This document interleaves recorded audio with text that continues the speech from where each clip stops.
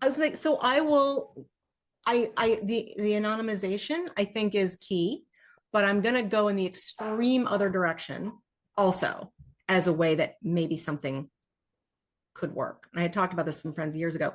So can you imagine an environment where everybody's work automatically is getting blockchained, everything, so that when you get to the point where there's a product being delivered or there's this or that, everybody's contribution, all those, even if it's just the 30-second conversation you had on the phone with somebody that triggered an idea over here, which triggered an idea over here, like it's almost like everybody is getting credit and everybody can see how in the process they contributed to this amazing thing that ended up over here. Wow.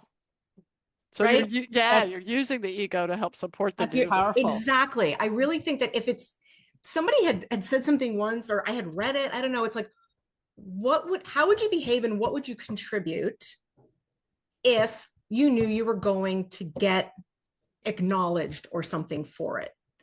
And it was, a lot of people are like, oh yeah, I would probably contribute more. And it doesn't mean they want their name in lights. It might just mean acknowledgement. And so I remember thinking, well, they don't, they don't want to get used. People don't want to get used or manipulated. Exactly. I think they just want acknowledgement or a record they're out there. Yeah. And the working groups that would reinvent themselves every 2 years, right, at the agency, I found the ones that made progress were the ones that went back and acknowledged the body of work that happened before them that others had done. And then, because you're going back to people that have spent a long time working on a particular topic.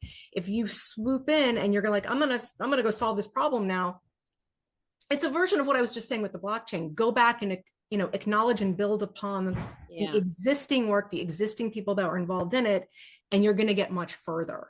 I hadn't thought of that as a use case for the blockchain, but I think that's a very powerful idea. Credit assignment. But you could imagine, let's imagine that world where that happens. The next step is people will build economies and industries on the best way to go through and mine those interactions to figure out who's like the linchpin. Yes. And study how you could also learn. So you could learn about people. You could learn about how decisions are made or how people are influenced. I mean, there's a lot of data there. Yes. There's a lot that you could do with it. Yeah. But I think fundamentally, it's the individual is like, my contribution was captured somewhere. May never, it's there somewhere. Right.